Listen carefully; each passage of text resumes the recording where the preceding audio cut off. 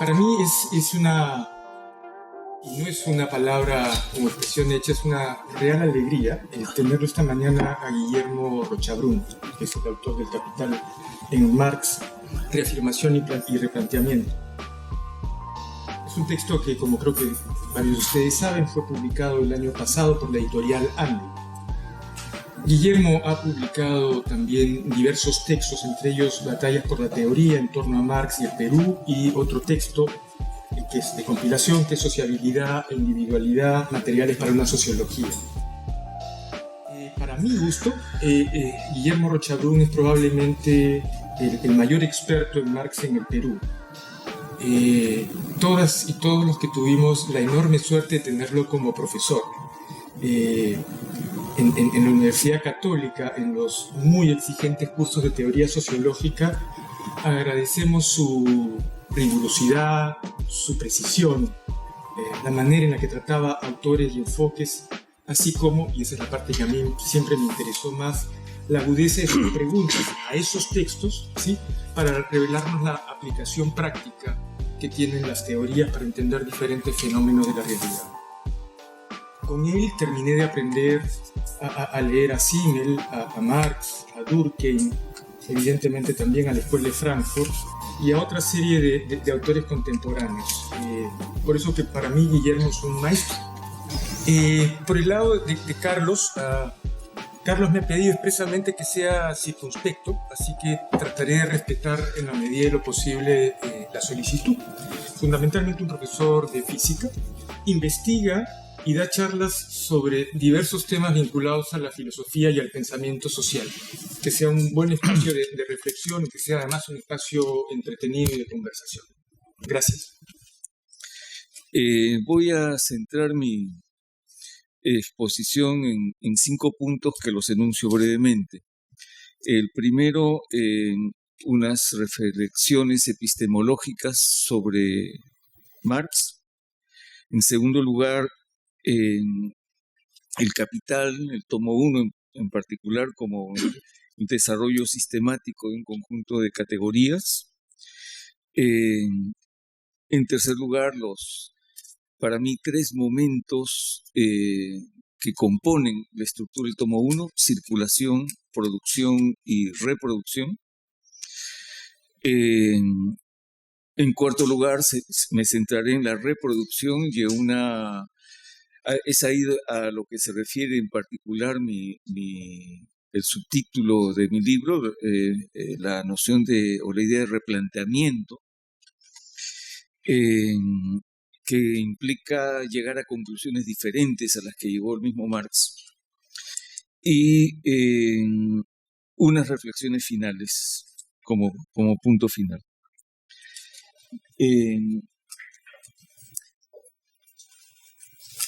Este libro está colocado, siendo una exposición y análisis, llamémosle crítico, del tomo 1, está colocado dentro de un planteamiento más general y que cronológicamente es previo en la obra de Marx y Engels, que es la ideología alemana, y que es la única exposición de primera mano y donde se presenta claramente un razonamiento de la concepción materialista de la historia.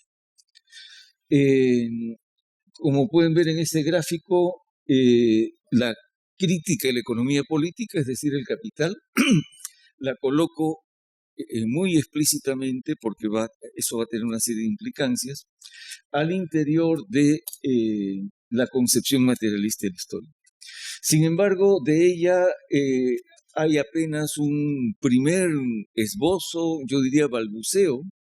El mismo Marx ha dicho que no pudieron publicar el manuscrito, pero eso no les importó porque ya habían logrado lo principal, que era aclarar sus propias ideas, lo cual da a entender que era netamente un proceso de elaboración inicial. Sin embargo, lo que me parece fundamental ahí es que hay un conjunto de planteamientos que se desprenden el uno del otro y entonces donde se aprecia una lógica que el lector puede captar y tratar de interiorizar y poner a prueba. Es decir, para mí Marx es todo lo contrario de un escritor de aforismos, ¿no? Entonces es una búsqueda de lo sistemático, de lo fundamentado que hay en cada afirmación. De eso se trata. Pero la crítica de la economía política es todo lo contrario. Es un proyecto en el cual Marx está durante décadas, y uno puede comparar el volumen que tiene, digamos, el tomo 1 y lo que Engels llegó a organizar como tomos 2 y 3, frente a todos los borradores que Engels no utilizó, que en términos de páginas abultan muchísimo más, ¿no? Empezando por los célebres Grundrisse, en fin. Ahora bien, epistemológicamente, lo que es fundamental para mí es la noción de relaciones sociales materialistamente entendidas. Lamentablemente de eso no tengo un gráfico. A diferencia de las ciencias sociales, yo diría de todas las ciencias sociales, para las cuales las relaciones sociales son o se entienden a partir de una interconexión de conciencias que establecen entre sí flujos de informaciones de diverso tipo, no solo cognitivas, sino sentimientos, pasiones, etc. La concepción de Marx coloca a esos nexos directos entre las personas en una dirección fundamental, que es hacia la naturaleza, porque los seres humanos son seres no solo que viven en la naturaleza, viven de ella, sino que son parte de ella. Y esas relaciones entre los seres humanos se dirigen, entre otras cosas, pero fundamentalmente a transformarla. Por lo tanto, tenemos una relación, por así decirlo, bifronte. De un lado, llamémosle así horizontal, aunque pueden ser relaciones muy jerárquicas entre los seres humanos, y de otro lado, un nexo vertical con la naturaleza, pero todo ello formando una unidad. Entonces, mientras que las ciencias sociales escinden y separan y realmente piensan en seres humanos como que estuvieran flotando en el aire, poco más o menos, si uno piensa en los conceptos básicos de las ciencias sociales, cualquier autor va a notar eso. En el caso de Marx tenemos esta suerte de anclaje con el mundo natural. Y la historia es una historia, la historia materialistamente entendida, es una historia de esas relaciones entendidas de esta manera. Y como historia hay una noción fundamental que es el tiempo. El tiempo que permite entender al mundo social como un entrelazamiento de tiempos. La vida social es eso. Cómo los seres humanos nos dedicamos los tiempos unos a otros y con qué carácter. Porque el carácter de ese tiempo lo que está expresando es el carácter de las relaciones sociales directas entre los seres humanos. Por eso es que, por ejemplo, las relaciones de valor son relaciones que se apoyan en nexos como la igualdad, la libertad, que yo prefiero llamar autonomía, y la propiedad, que ya alude directamente a las cosas. Y el carácter que va a asumir el tiempo va a depender de que las relaciones entre los sujetos se presentan como, en esas relaciones, mejor dicho, los sujetos se presentan como iguales, libres y propietarios. Si las relaciones, y Y en esas relaciones el resultado es el fenómeno del valor, el valor de las mercancías. En cambio, si las relaciones fuesen familiares, comunales, serviles, por dar algunos ejemplos, no solamente cambia el carácter de las personas y de los nexos entre ellos, sino que el tiempo ahí no va a producir valor. De modo que un fenómeno económico está estrictamente dependiendo o relacionado de manera indisociable con elementos que son económicos y supraeconómicos. Porque, por ejemplo, la noción de igualdad, la noción de libertad, en fin, se extienden mucho más allá de las relaciones estrictamente económicas entre las personas. Eso hace, por ejemplo, que un modelo como el de base y superestructura no sea el más adecuado para dar cuenta de esta forma de razonamiento. Ahora bien, paso al segundo punto. Quizá lo Perdón, sí. ¿se puede explicar un poquito? Todavía ahí ya, eso no, disculpen, pero no, ya, bueno, ya.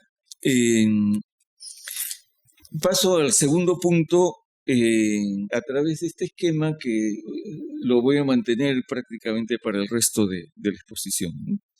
El capital, el tomo 1, es un desarrollo inmanente de categorías, vale decir un desarrollo interno, a partir de lo que Marx considera la categoría más elemental, que es la de mercancía, porque la sociedad capitalista se caracteriza porque todo lo que se produce en ella tiene ese carácter de mercancía, siendo una célula, o uno podría hablar de un átomo, igual que el átomo tiene partículas subatómicas. En este caso, al interior de la mercancía tenemos valor de uso y valor que se desdobla en valor y valor de cambio a su vez. Pero así como las partículas subatómicas componen la materia, pero ellas no son materia, igual el valor de uso, el valor de cambio, podemos pensarlos aparte de la mercancía, pero no pueden existir sino en esa unidad. Pero es una unidad que muestra una pequeña fisura y es al interior de esa suerte de rendija que Marx lo que va a hacer es abrirla, expandirla, y de ahí van a ir brotando otras categorías. Para empezar, el dinero. El dinero se desprende estrictamente de la mercancía. A partir de ahí, entonces, vamos a tener una mercancía muy peculiar, que es la fuerza de trabajo, pero la fuerza de trabajo va a ser atraída la fuerza de trabajo libre va a ser atraída a esta órbita, asumiendo la forma de mercancía. Es decir, va a adquirir un valor de uso para alguien y como va a ser comprada y vendida, va a ser dotada de un valor o valor de cambio, en fin. Y vamos a tener, junto con la circulación de simple mercancías, donde las mercancías son mediadas por el dinero, M1, una primera mercancía que se vende, se obtiene dinero y el ahora poseedor del dinero con ese dinero compra una segunda mercancía. Pero de repente aparece un nuevo circuito donde el orden se invierte, ya empieza con el dinero y termina con el dinero, siendo la mercancía solamente un elemento mediador, pero con un dinero incrementado.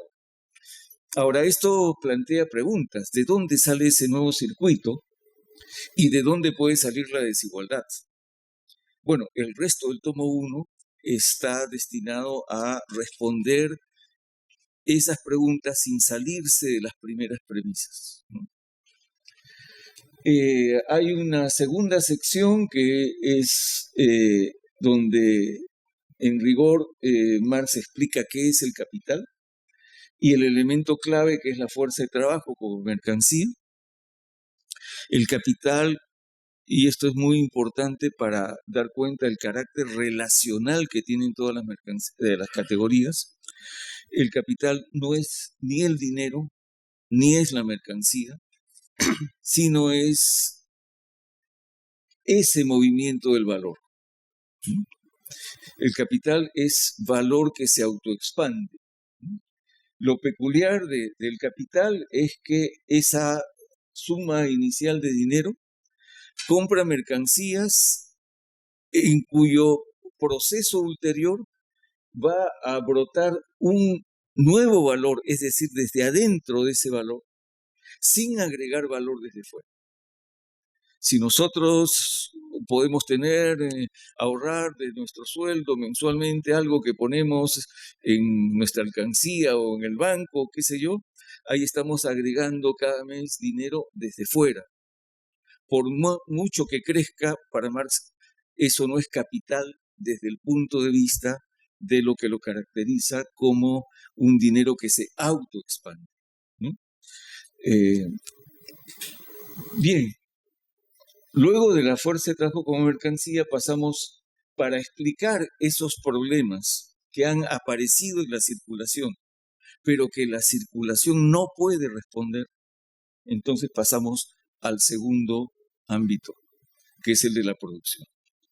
Entonces, lo que me parece que es sumamente importante de tomar en cuenta es cómo estos desarrollos van planteando nuevas preguntas, a veces enigmas, cosas que son contradictorias con las premisas, por ejemplo, la desigualdad en los valores, en un universo en que lo que se prescribe es la igualdad de las transacciones, y es para responder esas preguntas que Marx se interna en nuevos procesos.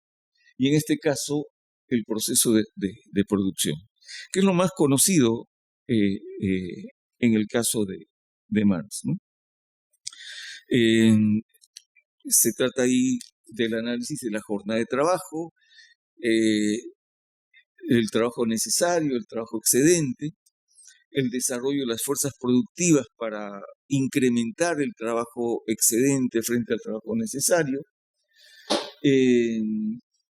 a través de distintos mecanismos que más o menos coinciden con ciertas épocas históricas, la cooperación, la manufactura, la maquinaria y la gran industria.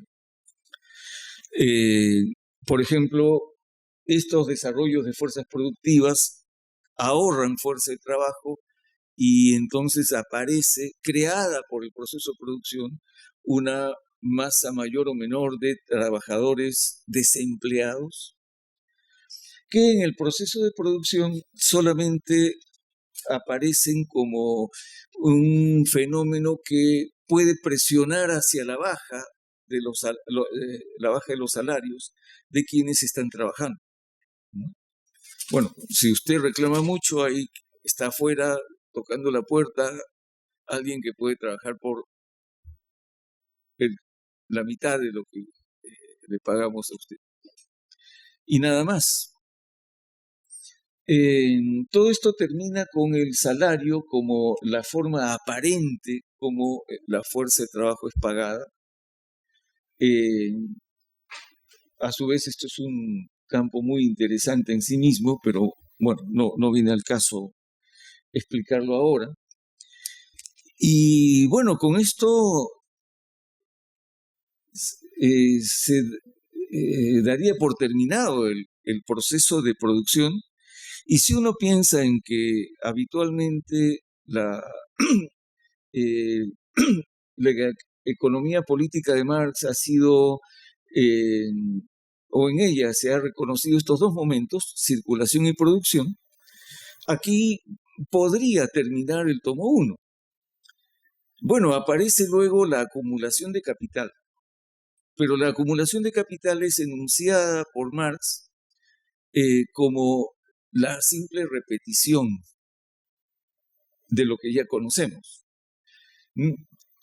Habría que agregar, ¿no?, que ese dinero con valor incrementado que proviene de la venta de lo producido regresa a la producción y entonces el proceso se repite y la acumulación va a consistir en que ese circuito va formando una espiral, una repetición a escala creciente. Ahora, uno podría preguntarse, bueno, si simplemente es una repetición, ¿por qué tantas páginas extra? Puede haber algunos fenómenos que haya que, como quien dice, desarrollar más, pero de todos modos es algo sorprendente. Y un punto más que a mí me parece crítico es que Marx dice, bueno, en la acumulación yo me voy, no dice limitar, pero en la práctica hace eso, me voy a concentrar en los efectos que la acumulación de capital tiene para la suerte de la clase obrera, ¿no? Y finalmente, bueno, esa suerte consiste en el incremento del desempleo, ahora ya como ejército industrial de reserva, que va creciendo conforme la acumulación a su vez se desarrolle, y que entonces lleva a una situación a un proceso de empobrecimiento de la clase obrera, hasta llegar a límites, como podríamos decir, máximos, y ahí hay el componente, como diríamos, hegeliano, pero yo diría de una forma muy corriente, que es la del concepto, la negación del concepto y la negación de la negación, ¿no? Que dicho sea de paso, es el único momento en todo el tomo 1 donde esa figura hegeliana aparece. Todo el tomo 1 está lleno de elementos dialécticos. Cuando digo elementos dialécticos, son elementos que cuestionan, desafían e invierten las normas de la lógica formal. Principio de identidad, principio de no contradicción, principio de tercero excluido. Se empieza bajo el principio de identidad, pero su mismo desarrollo lleva a mostrar que ese principio de identidad se queda corto para dar cuenta de fenómenos reales, absolutamente reales. Bueno, el capital está lleno de ese tipo de explicaciones y desarrollos, donde todo lo que usualmente se conoce como la dialéctica hegeliana, las famosas 3 leyes de la dialéctica, de los manuales que editaba la Unión Soviética y cosas por el estilo, no aparecen. Obviamente habrá coincidencias, y más que coincidencias, por ejemplo, que todo esto es un desarrollo que va de lo simple a lo complejo, y en fin, una serie de categorías específicamente hegelianas. Pero una de las cosas que hace muy peculiar a Marx es que, si bien él se alimenta de multitud de fuentes, todo aquello que cae bajo su órbita queda transformado. No queda para nada en los términos originales de aquel autor o qué sé yo, de donde él los tomó, ¿no? Empezando por la noción de valor. Bien, pero la verdad es que hay muchísimo más que una repetición en el tomo 1, y quisiera dar un ejemplo que es propiamente un ejemplo a nivel epistemológico. Y es que a lo largo de la exposición, de los momentos previos, Marx ha establecido un conjunto de categorías y de proposiciones que parecen pues perfectamente asentadas y como definitivas. Bueno, si algo, bueno, una entre otras cosas, pero si destacan en la reproducción es que cuando menos 4 de esas proposiciones van a quedar invertidas. Y quisiera leer de mi libro una exposición de esos ejemplos. En primer lugar, si la producción mostró que el plusvalor era trabajo no pagado, que resultaba de la compra-venta de fuerza de trabajo, en la reproducción veremos que en rigor no hay tal compra-venta, pues es el obrero mismo quien paga su propia fuerza de trabajo. Entonces, ¿qué clase de compra-venta es aquella donde la mercancía vendida la paga el vendedor y no el comprador? En segundo término, si en la producción dicha compra-venta conformaba un mercado de fuerza de trabajo, y en el mercado oferta y demanda deben ser autónomos, veremos que no hay tal mercado, pues aquí oferta y demanda no son autónomos, pues es el capital el que va creando la misma oferta de fuerza de trabajo libre con el desempleo. En tercer lugar, si desde el examen de la fórmula general del capital, DMD', ¿no?, se asumía que el capital inicial provenía de un trabajo personal previo del capitalista, esa mercancía que está detrás de la primera D en el primer círculo, ¿no?, antes de la intersección con el siguiente. Ahora se mostrará que el capital inicial provino de una gran expropiación de la propiedad privada de productores independientes que vivían de su propio trabajo, conformándose algo muy diferente y hasta opuesto a la propiedad privada personal, la propiedad privada capitalista. Finalmente, si hasta ahora se asumía que la propiedad provenía del trabajo, ahora se verá por qué el trabajo continuado del obrero no le confiere la propiedad de lo que produce, mientras que el supuesto trabajo originario del capitalista le otorga un derecho a perpetuidad sobre el trabajo de otros. Así, la categoría propiedad, sin disolverse, abre paso a una categoría nueva, que es la de la apropiación. Es mi tesis que debido a su capacidad para trastrocar categorías y proposiciones centrales de la circulación y producción, la reproducción debe entenderse como un tercer nivel de análisis que, apoyándose en los momentos previos, los conserva y a la vez los niega, es decir, los supera. Elementos netamente hegelianos, diría.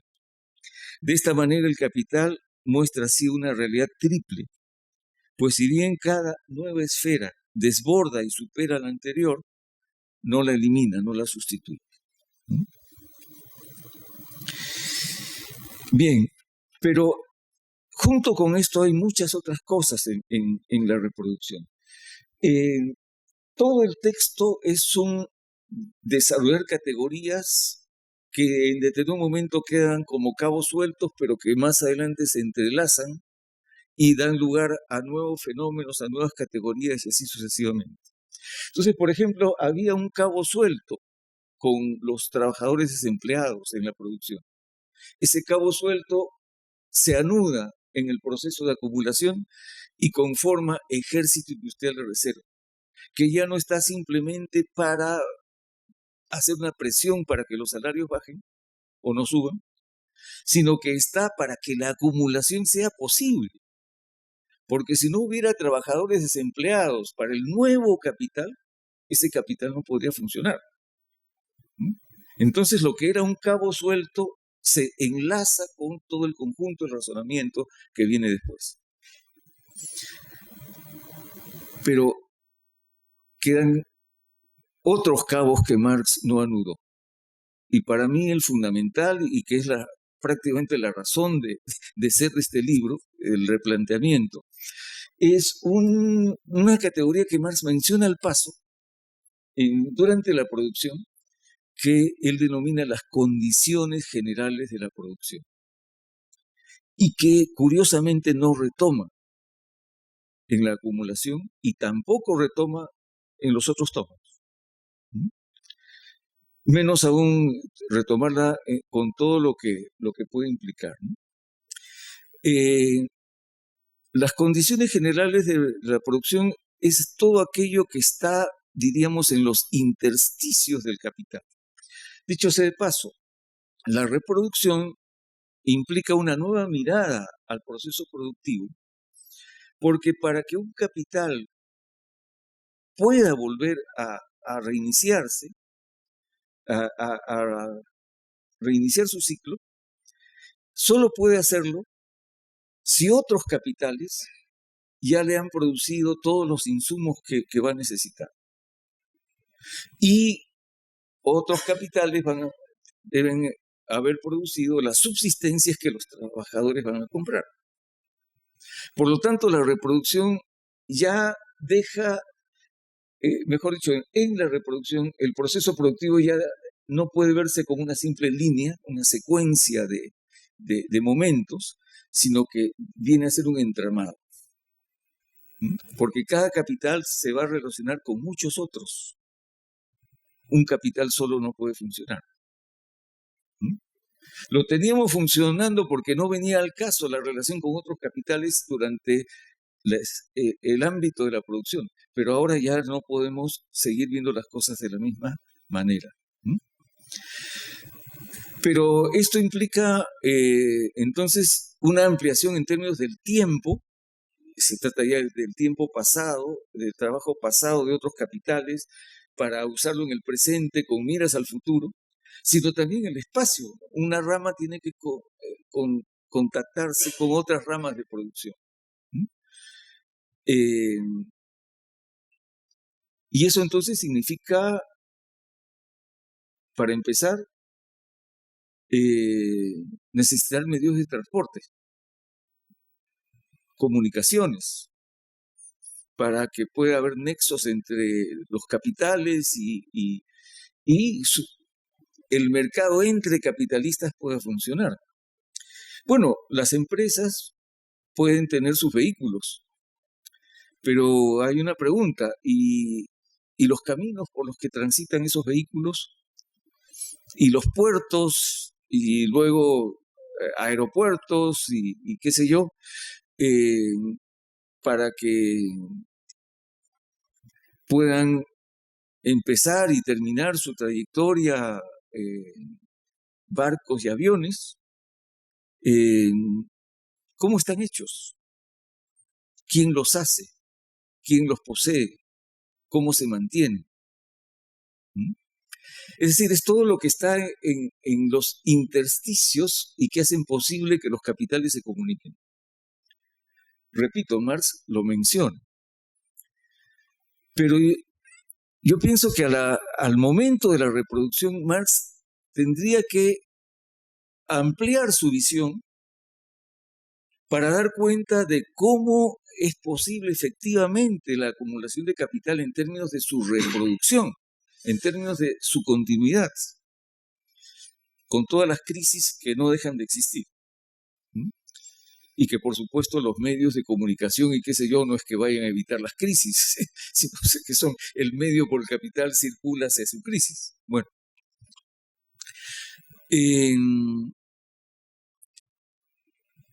por ejemplo, una carretera, ¿no?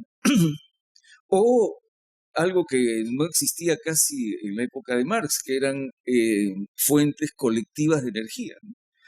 Donde cada empresa tenía que buscar su caída de agua o tener su propio caldero, versus lo que tenemos ahora como redes eléctricas o de gas, redes de agua potable y alcantarillado, en fin.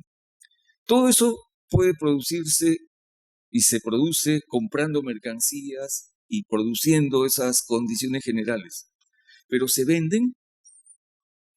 ¿Alguien las compra? ¿Cómo son poseídas? ¿Son el capital constante de alguna empresa?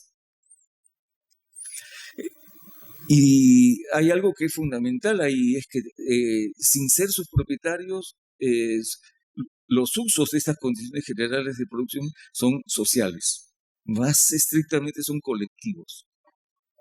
Todo el mundo hace uso de ellos.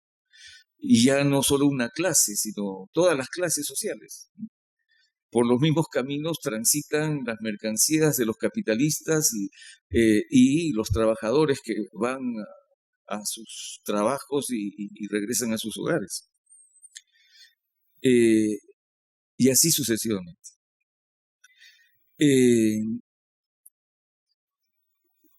Ahora bien, la producción de todas estas condiciones generales de producción y su mantenimiento y todo lo demás significa empleo y significa salarios.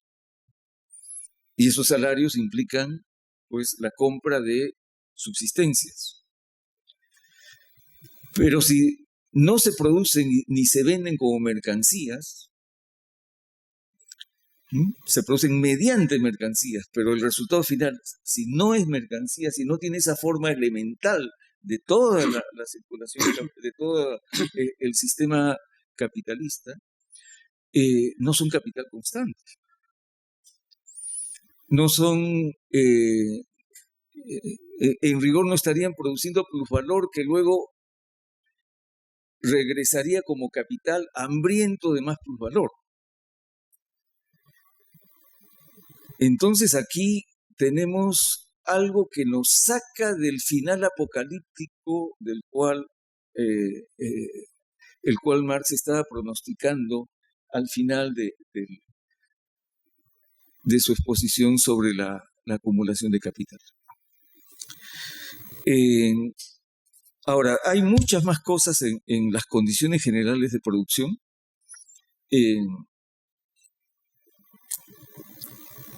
Porque si las entendemos como todo aquello que son precondiciones para que el capital funcione y no necesariamente es el capital el que las produce,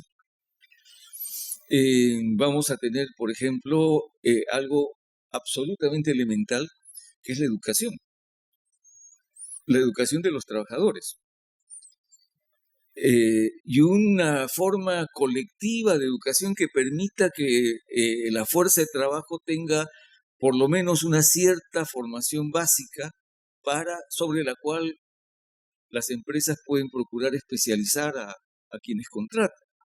Pero imagínense que los trabajadores lleguen y haya desde que alfabetizarlos y que cada capitalista tenga que encargarse desde alfabetizar a sus trabajadores.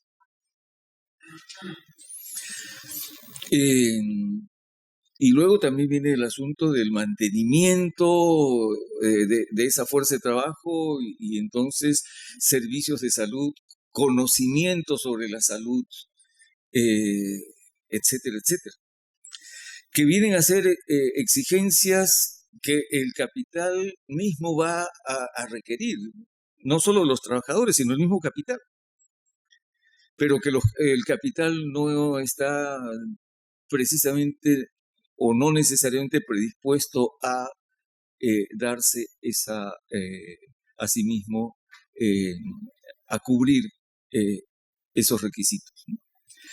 Y a eso le podemos agregar luego todo lo que son los procesos de investigación, para los cuales se va a necesitar recursos crecientes y lo que vamos a tener pues es con todo esto un crecimiento de instancias colectivas, tanto que procuren crear estas condiciones generales de producción, como su mantenimiento, perfeccionamiento, etc. Esa instancia colectiva no necesita ser el Estado, pero por alguna razón ha sido el Estado el que o se ha encargado hasta de producir y ser el propietario de esas condiciones generales, o cuando menos se ha encargado de ejercer una vigilancia porque hay un interés colectivo de todas las clases y de todas las sociedades en el funcionamiento ininterrumpido de las mismas, ¿no?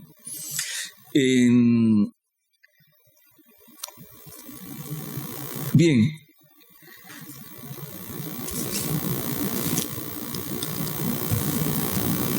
Un último punto, muy brevemente. Mi conclusión es que el final apocalíptico que Marx pronosticaba no se desprende de este replanteamiento.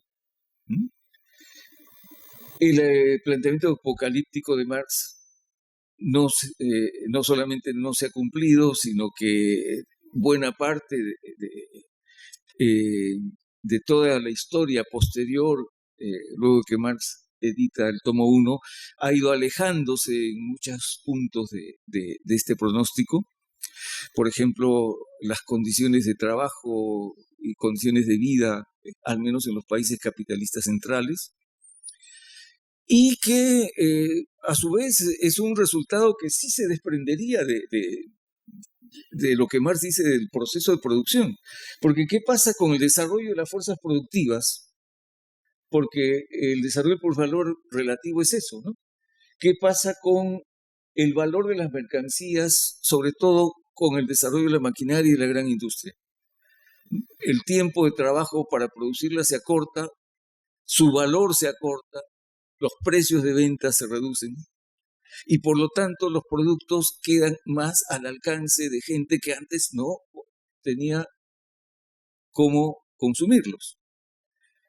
Y eso va incluyendo a la clase obrera, la cual, sin que necesariamente su salario real aumente, aumenta la canasta de bienes que están a su alcance.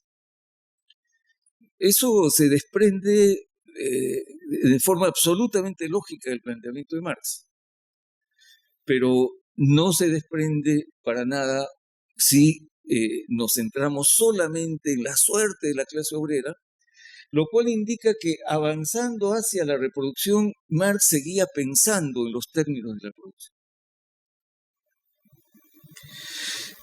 Pero entonces no hay un final predecible para el capitalismo, dado a este descarte que hemos hecho de lo que mismo Marx dice. Bueno, Marx tenía la idea de que el capitalismo estaba obsoleto. Solo que esa idea la tuvo desde mediados de los años 40, mucho antes que empezase a escribir una sola letra del Capital. Y mantuvo esa idea hasta el fin de su vida. Pero aquí es donde, con Marx, yo pienso que hay que tener, como con cualquier autor, tolerancia cero. Es decir, ¿de dónde sacó eso? ¿Y de dónde sacó esa convicción tan temprana? Y no encontramos respuestas. Yo personalmente no he encontrado ninguna respuesta en todos los escritos que conozco de él.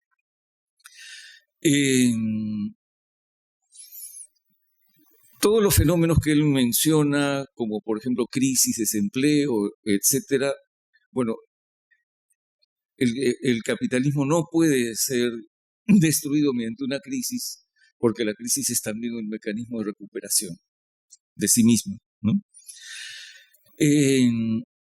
Bueno, yo lo que encuentro son muy vagos indicios, pero ciertos indicios, al fin y al cabo, y es que las categorías centrales, mercancía, dinero, capital, fuerza de trabajo, en las últimas décadas van perdiendo vigencia. Hay muchas cosas que se consiguen sin que sean mercancía. Lo que Jeremy Rifkin llama costo marginal cero, ¿no? Todo lo que uno puede conseguirse en Internet, por ejemplo. Hay muchas formas de cooperación que se vienen dando ya sin pasar por mecanismos de mercado. Por ejemplo, entre centros de investigación. También se da lo contrario. Una pelea muy feroz por los derechos de propiedad. Pero eso es irse no hacia una categoría central, sino una categoría periférica. El dinero que puede conseguirse ya sin trabajo mediante a través de un monopolio. Y eso se llama renta. Pero que no es una categoría central, sino una categoría periférica.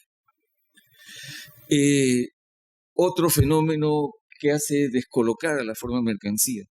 Una iniciativa como la renta básica universal, que es muy aceptada en el mundo oficial, no tiene nada de subversivo ahora, pero que significa darle plata a alguien para que consuma sin que haga nada.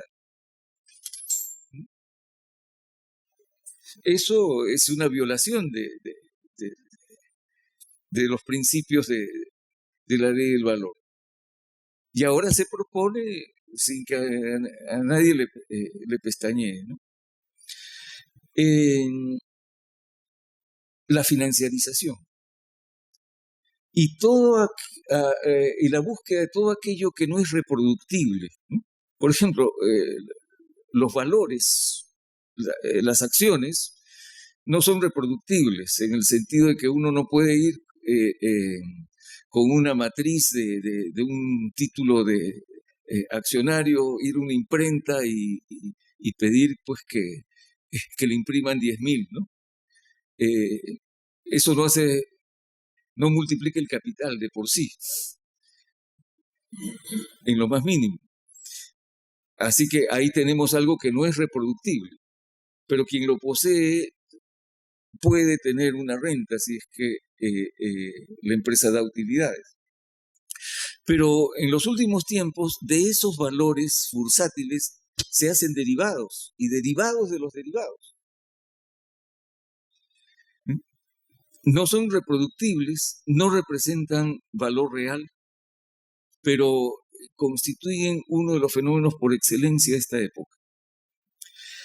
Entonces, para terminar y sintetizar esto, las categorías básicas, las categorías centrales, como que se desdibujan y se descolocan, y categorías periféricas como que empiezan a tener un lugar, digamos, más central, pero obviamente causando todo esto causa todo tipo de desórdenes, y que creo que es lo que vamos viendo como indicios en las últimas décadas. Ahora, esto no permite sino trazar avistar muy vagamente lo que podría ser un muy largo proceso de transición. No fue otra cosa el pasar del feudalismo al capitalismo, fue una serie de transiciones al interior de las cuales hubo procesos revolucionarios, pero sin que los procesos revolucionarios fuesen ni el comienzo ni el final de esas transiciones, en ningún caso. Creo que entonces lo que tenemos por delante es eso, ni más ni menos, un largo proceso de transición sin que el final esté anunciado desde ningún punto de vista. Bueno, muchas gracias por la atención.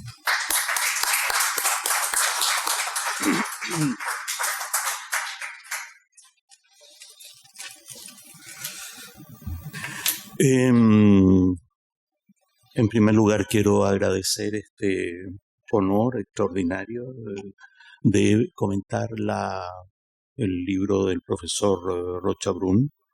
Gracias por la confianza en que puedo decir algo útil al respecto. No es evidente. Agradecerle al profesor de que me haya presentado de la manera que a mí me gustaría ser presentado. Yo soy profesor de física de liceo, ¿no? Pero además soy abuelo de Gabriel y de Clarita, lo que es políticamente muy importante porque Clarita va a ser presidenta de la República, ¿no? Tiene 5 años, pero ya se ve.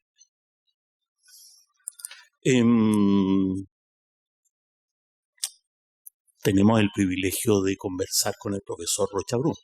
Entonces, yo voy a exponer algo que sirva como pretexto para que conversemos con él, ¿no?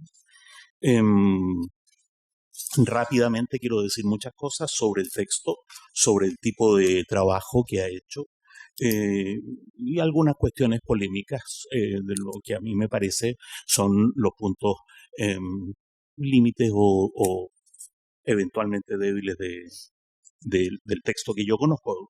Él ha escrito muchas otras cosas. En primer lugar, sobre el texto, yo creo que el primer gran mérito es explicar claramente el capital a partir de seguir el texto muy de cerca. En eso yo le agradezco la explicación.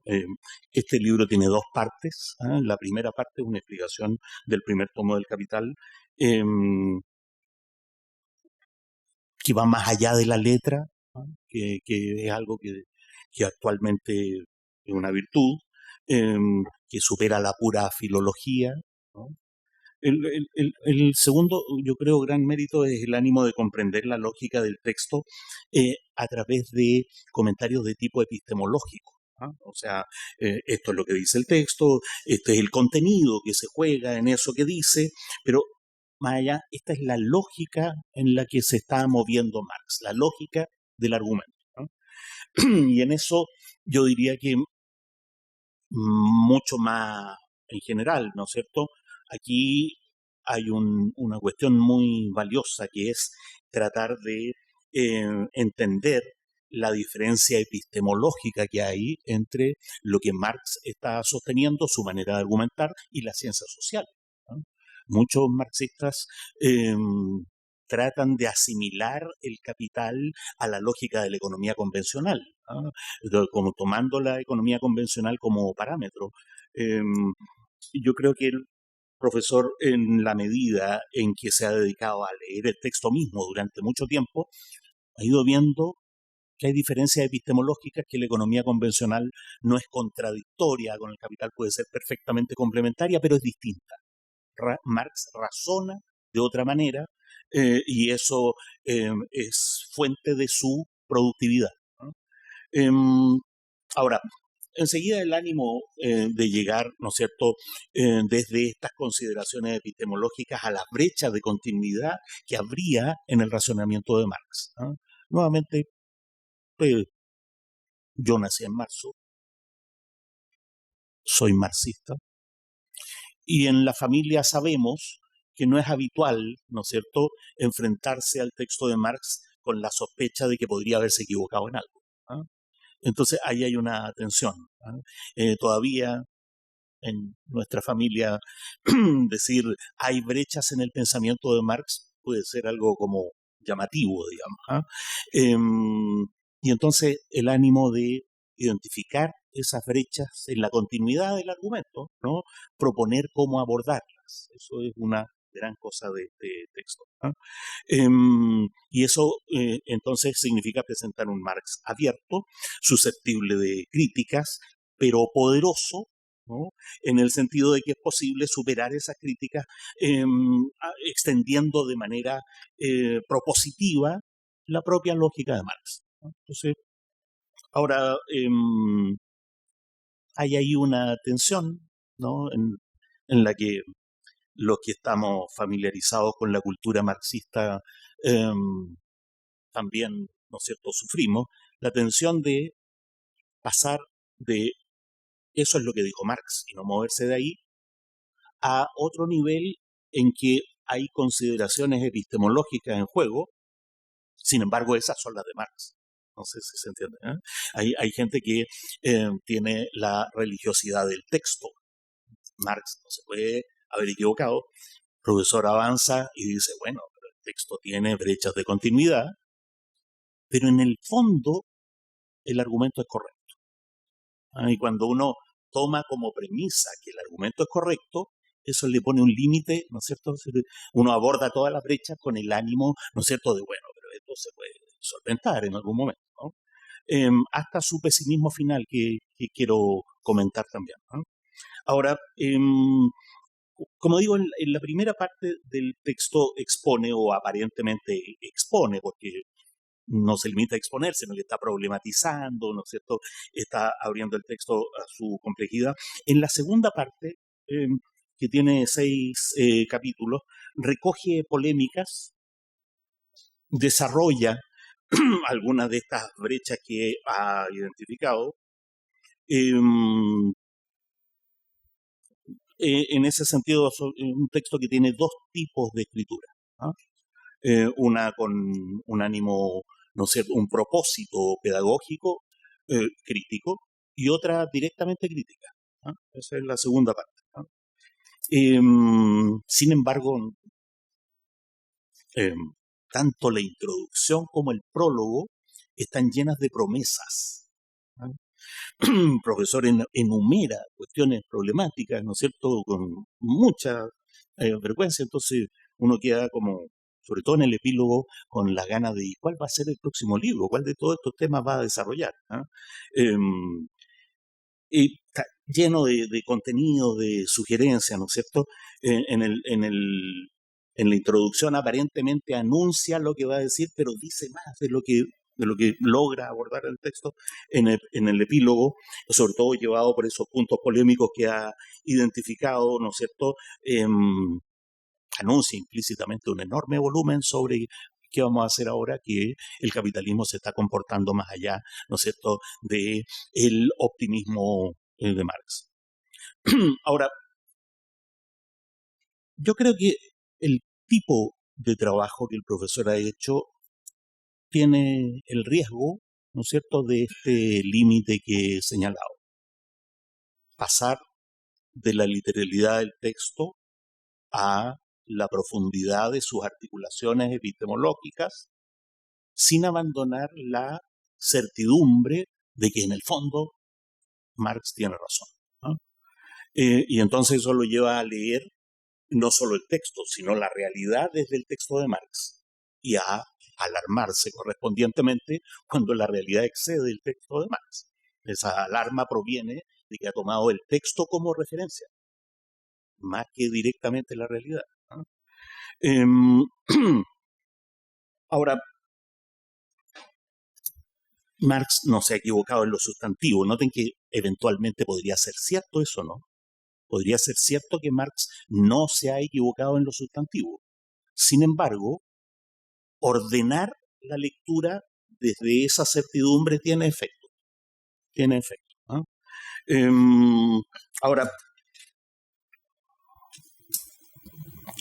parte de la tentación que surge cuando uno mira la realidad desde esa certeza en lo fundamental, Marx no se ha equivocado, consiste la tentación, si la realidad se escapa, ¿no?, en sostener que Marx tiene un método que permitiría abordar lo que él no ha abordado suficientemente, ¿ah? Y entonces también ahí la certidumbre se traslada, ¿ah? Ya no es el texto, a lo mejor no son estas articulaciones epistemológicas que podrían tener una falla, ¿no? Pero el método es sustancialmente correcto, ¿ah? Entonces es como un refugio para algo que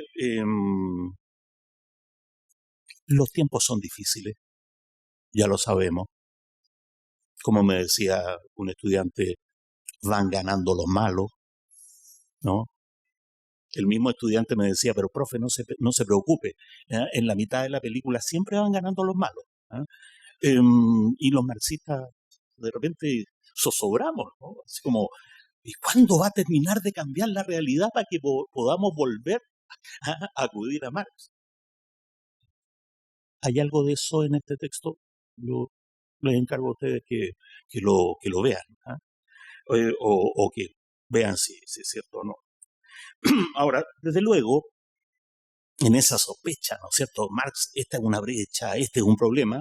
La segunda parte es más interesante, ¿ah? Es más interesante porque va más allá del propósito pedagógico, excede el ánimo exegético y se dedica a dar respuestas que eventualmente se siguen de Marx, pero no están en Marx, ¿ah?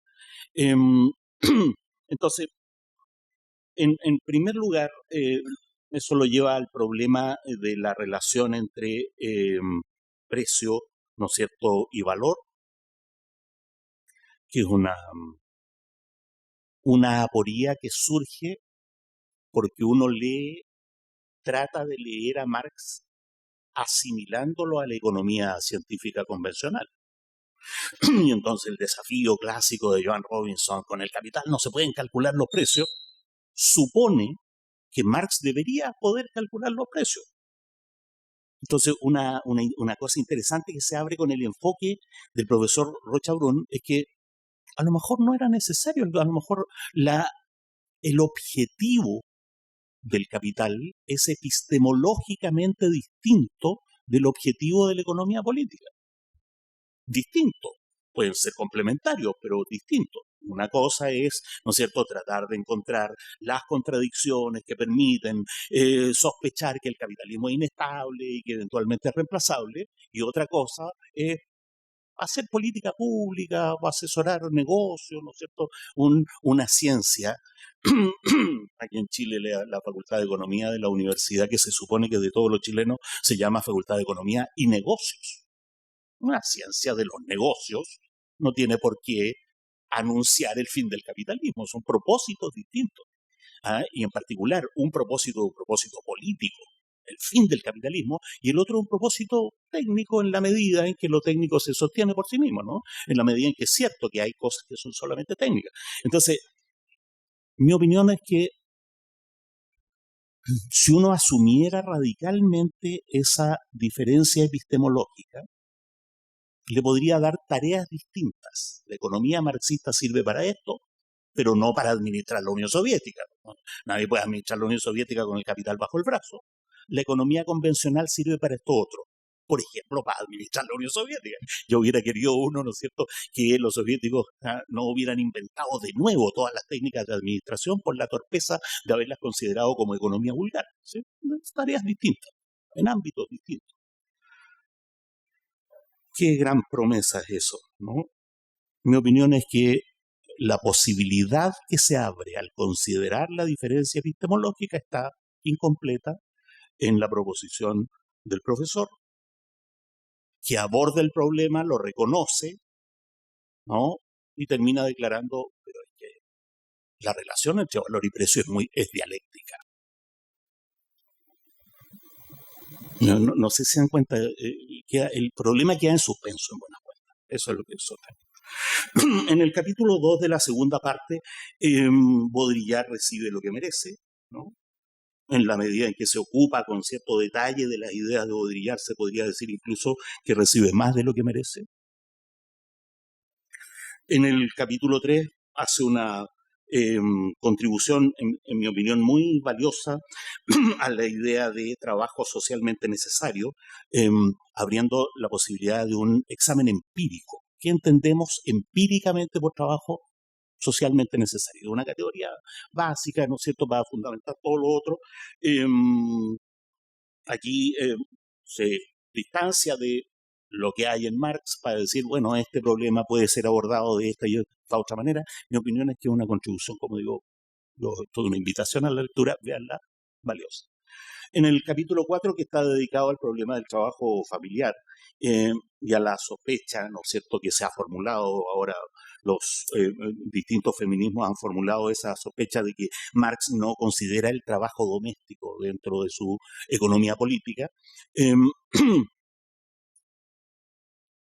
Lo que hace el profesor Rocha Brun es distinguir el trabajo como categoría general del trabajo asalariado. Y dice, bueno, Marx está hablando del trabajo asalariado. No entra en la lógica del capital abordar, ¿no es cierto?, este trabajo doméstico que no es trabajo asalariado. Lo que yo creo es que con eso aplaza el problema, ¿no? Ni lo asume ni lo resuelve, sino que dice, bueno, pero eso, el capital no habla de eso. Esa es su... Y es una respuesta que nos remite de nuevo a la sospecha de esta lectura. Marx fundamentalmente tiene razón. Ustedes pusieron un problema en las feministas, ¿no es cierto?, marxistas, Federici, por ejemplo, ¿no es cierto?, pusieron un problema, pero ese problema no está en el capital. ¿Bastaría con eso? ¿Se dan cuenta? Ahí es el límite. Ahora, por supuesto, el capítulo más productivo, ¿no es cierto?, es el que está dedicado a la reproducción del capital. Yo creo que es un desarrollo sobresaliente respecto de la sustancia, ¿no es cierto?, que habría en Marx. Sin embargo, en su consideración de la reproducción como nivel, encuentra una variedad de problemas que efectivamente Marx no ha tratado, ¿no? Y de nuevo se pregunta cómo resolverlos desde el capital. Por ejemplo, ¿es posible integrar una teoría del Estado al capital? ¿Sí? Yo haría la pregunta al revés. ¿Es posible una teoría del Estado? ¿Por qué tendría que estar integrada al capital? Uno podría decir, no es lo mismo una teoría del Estado que sea congruente con Marx que una teoría del Estado que se deduzca de Marx. ¿Ah? Ahí, ahora, yo creo que en su tratamiento del Estado, pero lo que voy a decir tiene un límite. El límite, ya lo dije, yo creo, es un límite, ¿no? Yo creo que en su tratamiento del Estado pesa algo muy tradicional en la cultura marxista, que es la idea de que el capitalismo es la última sociedad de clases posible. Entonces, cuando surgen problemas que no cuadran con lo que es el capitalismo, nos llenamos de aprensiones y dificultades, ¿no? Mi opinión es que si uno mirara los fenómenos, por ejemplo, los de las condiciones generales, ¿no es cierto?, de la producción del capital que él ha enumerado, como fenómenos cualitativamente nuevos, uno podría imaginar una respuesta congruente con Marx. ¿Sabe qué? El capitalismo no es la última sociedad de clase. Está siendo superado, pero no está siendo superado por el socialismo, que es una cuestión valórica, que todos quisiéramos, la patria de los trabajadores, está siendo superado por una socialización de hecho de las fuerzas productivas a manos de agentes sociales que usufructúan de la administración de la producción. Y eso es una realidad empírica, ¿no es cierto?, evidente. Si ustedes empiezan a ver qué proporción, ¿no?, del gasto social, ¿no?, ocupa el Estado en sí mismo, se van a dar cuenta que hay una parte enorme del producto social que no queda explicado por la relación capital-trabajo, ¿sí? Pero eso hay que mirarlo directamente, porque si uno dice, a ver, ¿qué tiene que ver esto con la relación capital-trabajo, considerando que esa es la relación por antonomasia? No cuadra. En cambio, si uno mirara empíricamente y dijera directamente, el Estado, ¿no?, usufructúa del producto social con ventaja. El Estado, digo, las instituciones del Estado, ¿no?, las instituciones educativas, la investigación y desarrollo, las infraestructuras que son capital constante para el capital, pero que a su vez son reproducción del propio Estado. ¿Ah? Entonces, lo que estoy diciendo es una respuesta posible, claro, pero lo que me interesa apuntar es al criterio de lectura. Esa respuesta se hace posible si uno empieza, ¿no es cierto?, como es la voluntad, ¿no es cierto?, del profesor Rochabrún, a ir más allá de esto. Marx es el parámetro desde el cual miramos si la realidad se está... Bueno, eso es muy típico de la cultura marxista. Nuestra línea política, compañeras, compañeros, es sustancialmente correcta. Es la realidad la que se equivoca, ¿no? Ahora, yo quiero decir algunas cosas que a medida que él iba haciendo su exposición, como decía, ahora sobre la exposición, me parece muy valioso esto de tratar de encontrar la diferencia epistemológica entre la manera de Marx y las ciencias sociales para aprovecharla, para tratar a cada uno de acuerdo con la epistemología que le es propia, ¿no? Yo creo que hay un problema en la noción de ejército de reserva, porque actualmente mi opinión es que hay una diferencia entre el desempleo que opera como ejército de reserva y el desempleo absoluto. El desempleo absoluto consiste en que hay seres humanos que no pueden ser integrados a la lógica de la producción porque no tienen ninguna capacitación. Entonces, si uno mira empíricamente ¿no es cierto?, en el planeta deben haber 1.500 millones de seres humanos que si uno industrializara el país tendría que formarlos desde cero, ¿sí? Porque viven en unos niveles de pauperización extrema que les impide incluso entrar a los circuitos productivos. Entonces, el desempleo absoluto es un dato que hay que...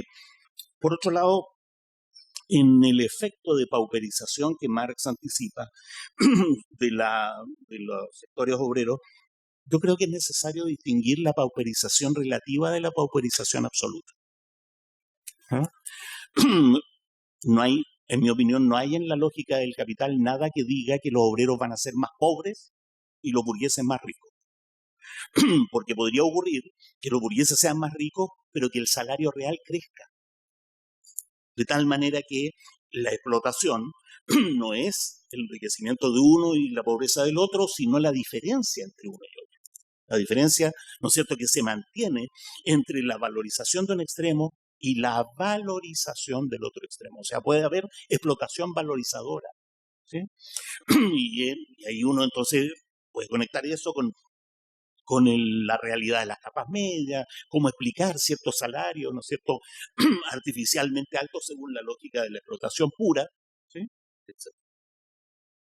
Ahora, yo creo que es necesario, en realidad mi competencia no es propiamente el capital, yo me he dedicado a la fenomenología del espíritu de Hegel durante mucho tiempo, hay dolor, demasiado tiempo. Yo creo que es necesario distinguir la dialéctica en Marx de la lógica de Hegel, ¿no? Es formulable la idea de que hay una dialéctica en Marx y de que tiene parentesco con lo que la escuela soviética llamó las leyes de la dialéctica, o uno podría formular unas leyes de la dialéctica un poco más parecidas, ¿no es cierto?, a Hegel. Sin embargo, yo creo que en Hegel no hay nada que se parezca a lo que Marx entiende por dialéctica, partiendo por la tríada dialéctica, ¿no? Entonces, hacer esa diferencia contribuiría a no atribuirle este mesianismo, ¿no es cierto?, implícito a Marx, el capitalismo se cae sí o sí, y peor aún, no buscar el origen de ese mesianismo en Hegel, que no está, ¿no? En Hegel no hay un anuncio de se ha realizado el reino de la libertad en el gobierno, ¿no es cierto?, de Guillermo IV de Prusia. Eso simplemente no es cierto, ¿no? Ahora, respecto del planteamiento apocalíptico de Marx, yo creo que es necesario distinguir entre la retórica de Marx y la teoría de Marx. Marx forma parte de una cultura un poco romanticona, nunca entendió la vocación integracionista de los obreros industriales. Engels sí la entendió y acomodó la política. Aquí lo que corresponde a hacer una internacional de sindicatos, etcétera, ¿no? Pero Marx mantuvo el discurso revolucionarista de 1848 y lo mantuvo hasta el final. Y yo creo que la tradición marxista ha sufrido con eso. Ha sufrido la retórica de Marx que después Lenin agrava, ¿sí? Esta retórica que lo llevó a escribir Herr Vogt. No sé si todos saben, ¿no es cierto?, el despropósito que es eso. Marx se dedicó un año a escribir un libro de 900 páginas para insultar a una persona particular. Eso forma parte de su entusiasmo, ¿no es cierto? Entonces, sin embargo, cuando uno lee El Capital es de una frialdad, pero uno dice, pero aquí no está la sangre del obrero. No, pues la sangre del obrero está en la retórica. Si uno hace esa diferencia, entonces las aparentes predicciones apocalípticas se reducen al entusiasmo y uno tendría que juzgar el destino del capitalismo según lo que Marx escribió en El Capital, no en lo que escribió en la proclama de la Primera Internacional o en el Manifiesto Comunista, ¿no? Yo creo que la confianza de Marx en términos teóricos, no en términos retóricos, se funda en una de sus grandes ideas, ¿no?, que es que el capitalismo es intrínsecamente inestable. Intrínsecamente inestable. Voy a decirlo en términos de teoría de la acción racional.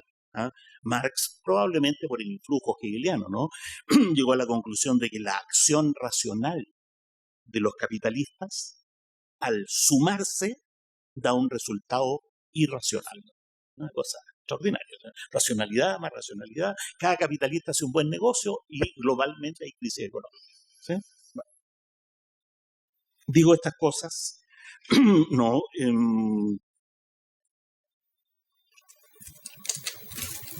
como motivación, ¿no es cierto? Porque creo que un texto lleno de provocaciones. Yo les agradezco al profesor Rochabrún que haya querido que comente su texto. Como digo, es un honor para mí. disculpo por la sinceridad un poco abrupta de mi comentario, que claro, puede ser un poco disruptiva respecto del enorme respeto que me produce su texto. Eso.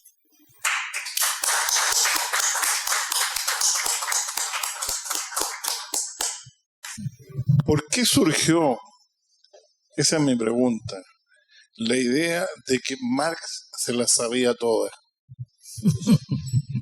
En realidad la plusvalía, el plusvalor no es un robo, que es una cuestión retórica que se ha tenido, bueno, todo esto de la mercancía. En realidad, bueno, más que detalle me gustaría saber qué se puede comentar respecto a esa afirmación que a mí en lo personal, insisto, como que me cuadró un poco. Eso. El Estado en términos de burocracia y el rol de lo que, no sé si el término sea suficiente, pero digamos que son gestores de capital, que no son los dueños mismos, sino que hay gente que administra capitales ajenos y que a través de eso sirven como un intermediario entre el que posee el capital y, digamos, los trabajadores o los explotados, no sé cómo llamarlo, eso. Yo no creo estar asumiendo que en el fondo el argumento de Marx es correcto. Lo que estoy asumiendo es que hasta el momento no conozco nada mejor. En el momento que lo conozca, chao Marx. Entonces, digamos, si yo encuentro una brecha, la verdad es que no buscaría resolverla, una brecha en Marx, no es que buscaría resolverla apelando a otras teorías. Porque no hay nada comparable a todo este desarrollo.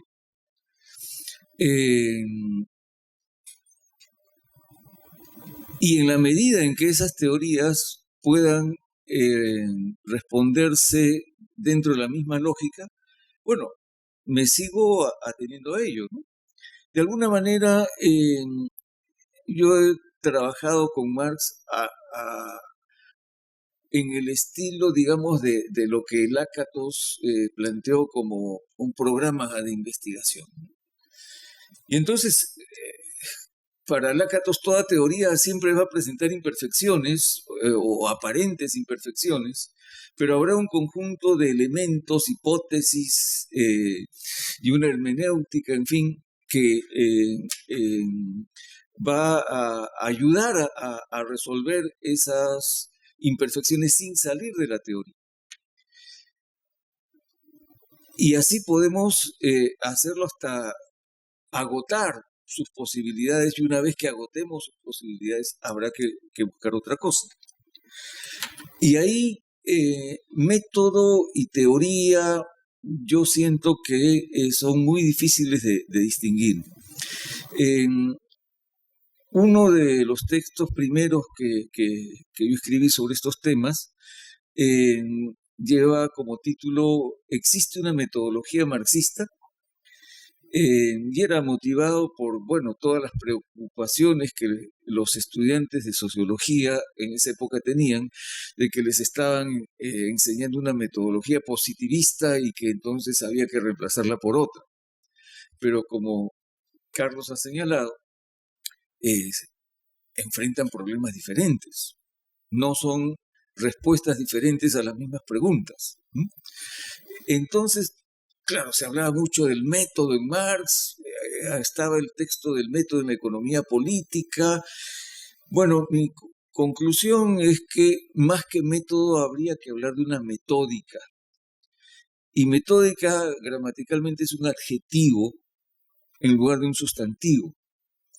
La diferencia entonces está en que como adjetivo viene a ser un aspecto de algo en lugar de ser una cosa en sí mismo, ¿no?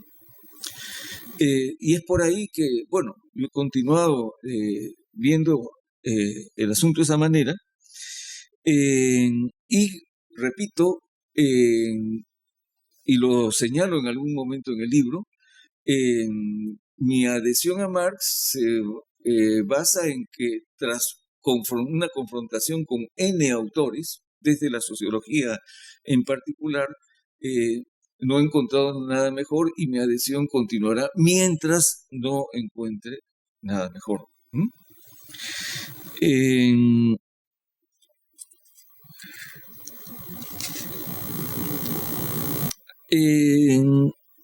Yo no creo estar aplazando el problema del trabajo doméstico,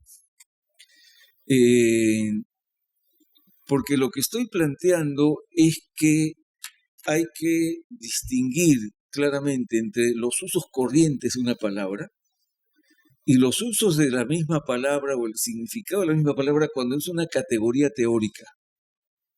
Entonces, cuando se dice trabajo doméstico, ahí la palabra trabajo equivale a tarea, a cualquier actividad, pero no se trata del trabajo en el sentido que le está dando Marx al interior del capital.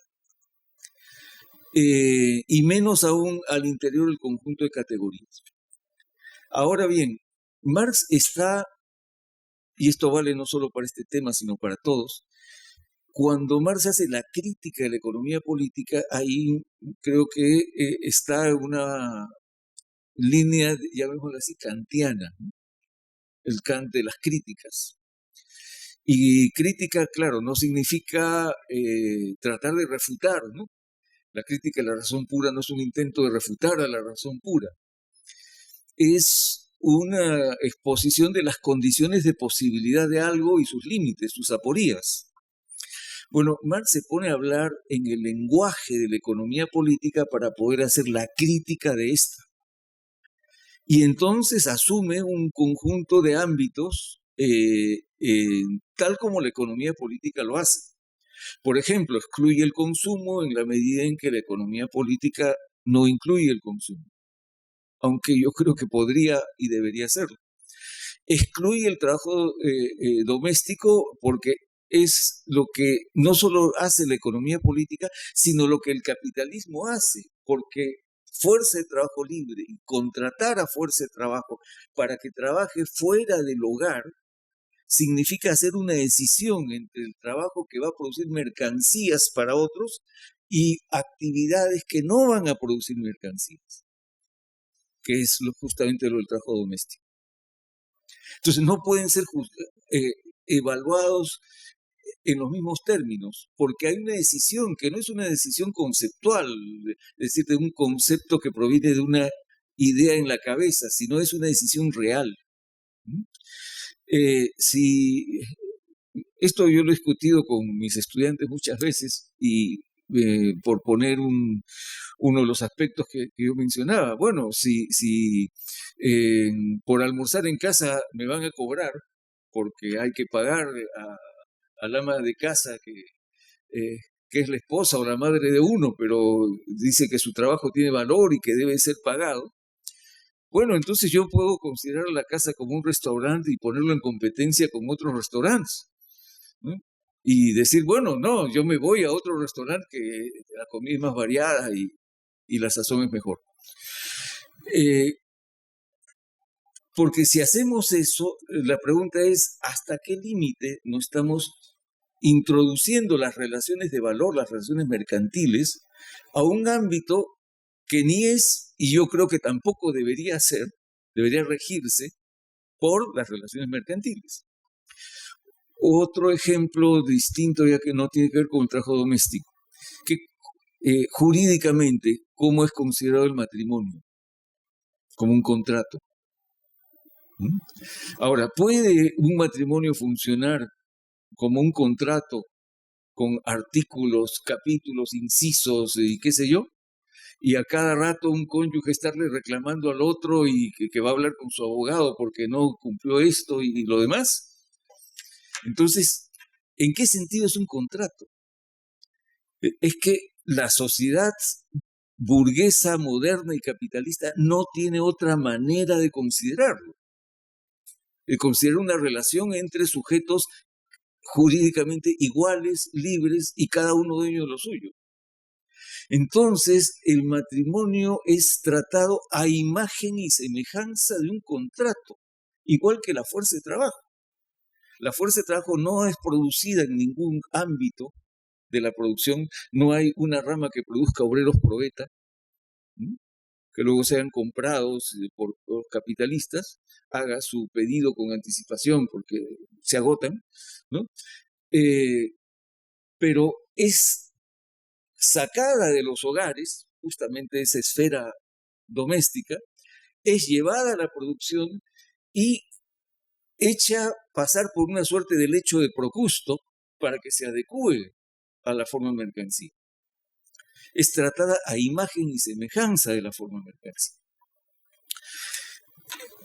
De ahí, pues, la importancia epistemológica de la noción de forma, de lo cual podemos tener multitud de aspectos.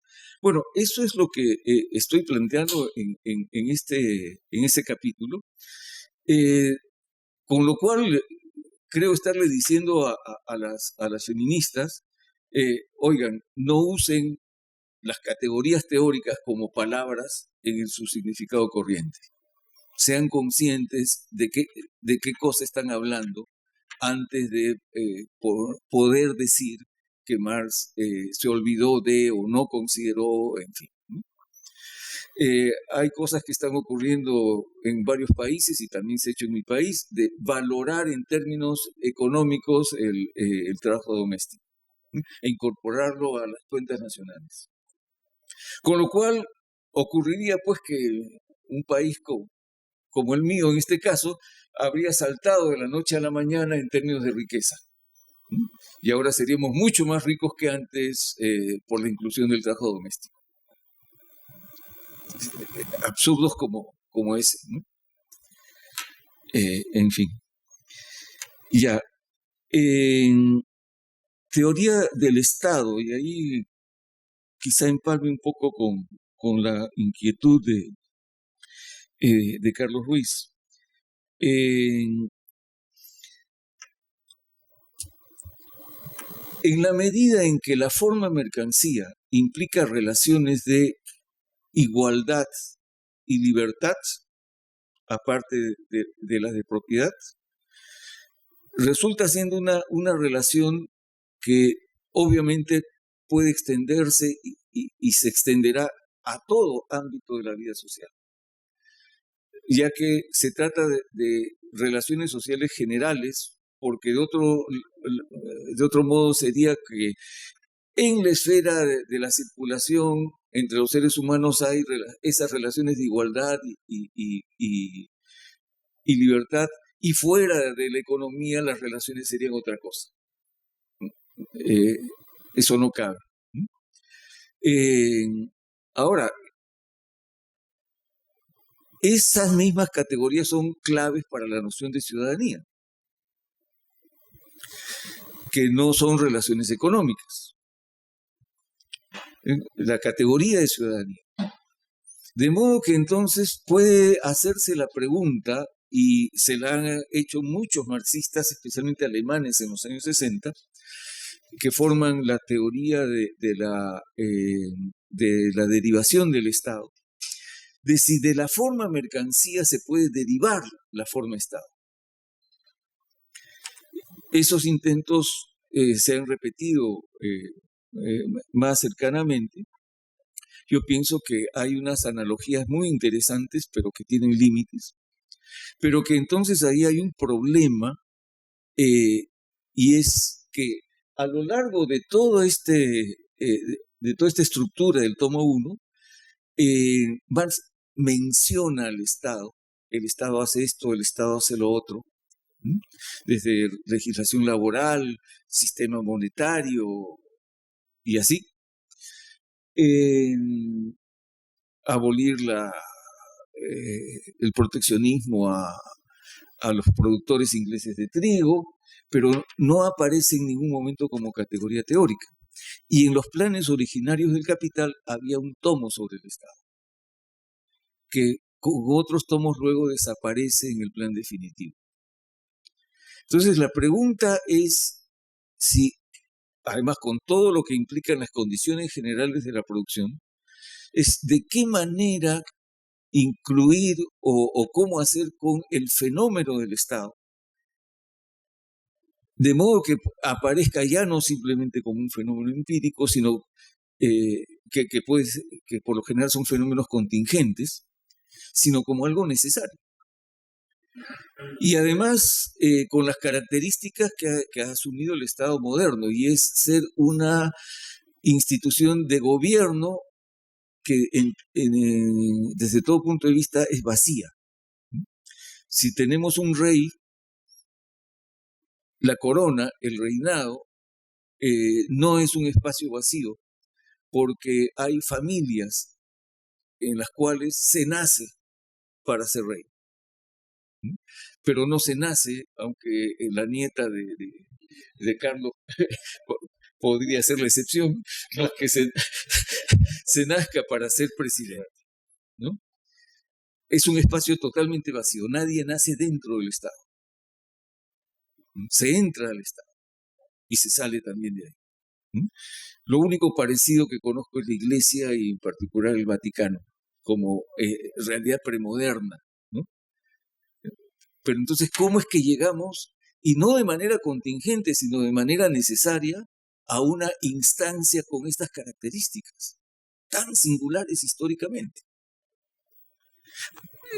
Entonces yo, por eso es que he hecho ese esfuerzo en el último capítulo propiamente del libro, por hacer un acercamiento, y un cercamiento histórico más bien, para dar cuenta de este fenómeno, ¿no?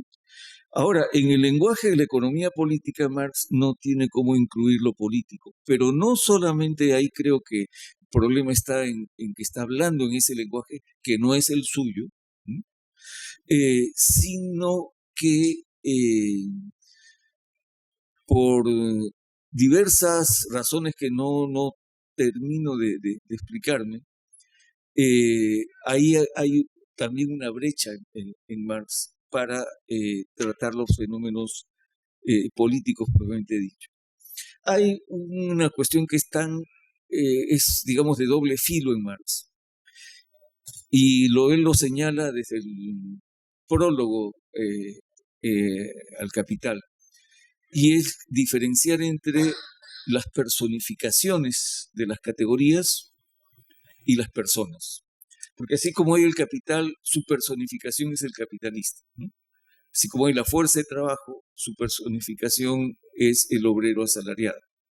Así como hay la venta, su personificación es el vendedor, y así sucesivamente. Pero se trata simplemente, como quien dice, de arquetipos que existen solo en función de aquello que están representando. Pero existen las personas mismas, más allá de las personificaciones. Existen una serie de ámbitos que las ciencias sociales tratan como los fenómenos de lo adscrito. Y vean ustedes las cosas que hay ahí: lenguaje, familia y parentesco, religión, sentido de pertenencia, en fin, todo lo que se aprende en la infancia, y que la economía política excluye porque se fija solamente en lo adquirido, en lo apropiable. Bueno, los fenómenos políticos tienen muchísimo que ver con todos estos elementos adscritos. Sentido de pertenencia, lealtad a un determinado territorio, el idioma, las costumbres, etcétera, etcétera, que corresponden con esa sociedad cuyo marco va a ser un estado determinado, una estructuración política X, pero todo el campo de lo adscrito queda fuera. Y si bien el propósito de Marx era la emancipación de los seres humanos para que pudiesen desplegar todo ello, por ejemplo, sentido de la estética y desarrollar todos los sentidos humanos reducidos por el capitalismo al sentido de tener, desarrollar el oído, desarrollar la vista, desarrollar la capacidad de sentir lo bello y desarrollar la vida en común, si esa era su meta, la emancipación humana, etcétera, etcétera, la crítica en la economía política se detiene en el umbral y yo pienso que no puede ir mayormente más allá. Bueno, todos estos temas podrían darnos para muchísimo más. Quisiera terminar simplemente con dos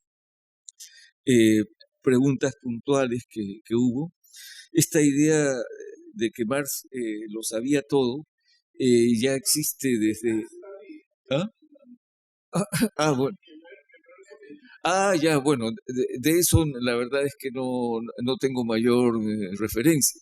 Sí, de que Marx era una enciclopedia y que cada vez que abría la boca decía alguna verdad del tamaño de una catedral. O sea que sabía todo, pero que se las sabía todas... Como que él sabía más que el diablo. Ya. Sí, bueno, esa idea ya existía en vida de Marx, de lo cual, bueno, pues él se reía más de una vez que dijo, yo no soy marxista, si por marxismo están entendiendo eso, en fin.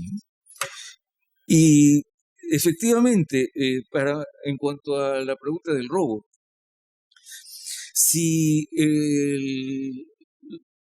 la ganancia del capital, si el plusvalor, más estrictamente, fuese un robo, el problema del capitalismo sería un problema moral. Con capitalistas honestos ya no habría problema. Que si es difícil conseguir capitalistas honestos, y eso es otro problema, ¿no? Otro asunto. Pero no hay robo en términos de Marx, y él lo dice en 7 idiomas, lo declara enfáticamente, que el capitalista es el dueño, comillas, legítimo del plusvalor, porque es el resultado de lo que él ha comprado. Si uno compra todos los insumos, fuerza de trabajo incluida, va a ser dueño del resultado de poner en combinación esos insumos. Y el resultado que el capitalista busca es el plusvalor. Por lo tanto, ¿a quién puede pertenecer el plusvalor? Al único que puede pertenecer es al capitalista. El problema no está por ahí. Tampoco hay un problema mayor con esto de una elevación del nivel de vida, aunque haya un empobrecimiento relativo, como lo mencionaba Carlos, ¿no? No creo que eso sea un problema. Sin embargo, sí lo fue para los marxistas de fines del siglo XIX y, no, yo diría que una gran parte del siglo XX, porque estaban con la idea de que Marx lo que predecía era un empobrecimiento absoluto y todas las evidencias iban en sentido contrario. De ahí que vienen los revisionistas y los ortodoxos. En fin, lo que yo hago en el libro es retomar las evidencias de los revisionistas, pero intentar una solución profundizando en la ortodoxia. Por eso tengo un subtítulo en que habla de una ortodoxia heterodoxa. Soy heterodoxo con la letra de Marx para poder ser ortodoxo con respecto al método. Pero como lo señalaba al comienzo de esta intervención, lo seré mientras no aparezca algo que yo considere que es mejor. Ahí termino por ahora, o ya definitivamente mi intervención. Muy brevemente sobre 2 preguntas. Yo creo que podemos atribuirle Hegel a Marx, pero no podemos encontrar Hegel en Marx. Yo mientras más leo Hegel siempre me pregunto qué habrá leído Marx, porque cuando uno lee a Hegel y ve las opiniones de Marx sobre Hegel no coinciden, ¿no? Pero uno puede hacer eso, ¿no? Usar sobre todo la lógica hegeliana para vehiculizar conceptos marxistas y eso puede ser productivo. Ahora, yo creo que vivimos una época en que el Estado ha dejado de ser un soporte del capitalismo para ser propiamente el poder hegemónico que es capaz de usufructuar con ventaja del producto social. ¿Ah? Pero no el Estado una institución o un conjunto de instituciones. No, yo lo que he propuesto es que hay una clase social que se expresa en el Estado, pero también en la burocratización interna de las propias empresas capitalistas, que requiere de la relación capital-trabajo, pero no participa ni como capitalista, sino que legitima su usufructo de otra manera. ¿Ah? Y cuando uno empieza a ver la función experta, la función burocrática al interior de las empresas capitalistas, cuando uno empieza a ver el peso que tiene el Estado, ¿no es cierto?, en el conjunto de la economía, se da cuenta que hay una parte enorme del producto social que, como digo, requiere de la relación capital-trabajo, pero no es explicable solo con esa relación. ¿Ah? Eso en cuanto, y eso sobre lo político. ¿Ah? Lo político en el capitalismo está subordinado en el sentido de que el capitalista usa la política. ¿Ah? En cambio, yo creo que vivimos una época en que la política, la esfera de lo político, vehiculiza al capital. El Partido Comunista Chino es el mejor ejemplo, digamos. ¿Eh? No habría capitalismo chino si no fuera por el Partido Comunista Chino. Eso es desde el punto de vista de nuestros cariños marxistas es rarísimo, rarísimo. ¿Ah? Y yo creo que eso hay que mirarlo como un fenómeno nuevo, que excede el horizonte de lo que Marx podía prever. ¿Ah? Pero yo creo que eso se puede abordar de manera marxista en el sentido de generar un concepto congruente sobre todo con el proyecto político de Marx, pero congruente con Marx, ¿no? Hay una clase social de nuevo tipo que usufructúa con ventaja de una parte hegemónica del producto social. Eso en cuanto a lo político. Ahora, yo creo que las feministas, en particular Silvia Federici, se equivocan cuando dicen que el trabajo doméstico no está considerado en la lógica del capital. Hay que considerar que ¿qué es lo que paga el salario? ¿Ah? El salario paga la producción de fuerza de trabajo. ¿Ah? Eso es lo que paga. Sin embargo, el asunto es un poco más sutil. El salario, por un lado, tiene que pagar la producción de fuerza de trabajo, pero por otro lado tiene que pagar la reproducción de la fuerza de trabajo. ¿Ah? En sentido literal y en sentido económico. Si los capitalistas le pagaran al trabajador la reproducción de su pura fuerza de trabajo, el capitalismo duraría una generación. No sé si se entiende. El salario tiene que cubrir como mínimo, ¿no?, la familia, porque la familia forma parte de las condiciones generales, como dice el profesor, ¿no es cierto?, de la producción capitalista. Entonces, el trabajo doméstico, desde luego, no es un trabajo asalariado, pero es una condición de la reproducción de la fuerza de trabajo y está incluido en el salario. Ahora, por supuesto, está mal pagado en el salario. Eso es un problema distinto. Paga el capitalista lo que el trabajo doméstico merecería, ¿no es cierto? Incluso en términos económicos, ya no solo en términos valóricos, no, desde luego que no. ¿Ah? Se podría argumentar que el trabajo doméstico está subvalorado, ¿no es cierto?, dentro de las condiciones de reproducción de la fuerza de trabajo, pero está considerado. ¿Ah? Si no, el capitalismo no funcionaría. ¿Ah? Esa es la respuesta que yo daría. Eso independiente en cuanto al trabajo doméstico, ¿no? Ahora, yo creo que el marxismo puede decir un par de cosas más sobre los feminismos en particular, sobre las feministas que tienen la vocación de ser marxistas y entrar en ese debate. Pero eso, como digo, en cuanto al punto del trabajo doméstico, creo que se equivoca. Silvia Federici se equivoca directamente. Eso.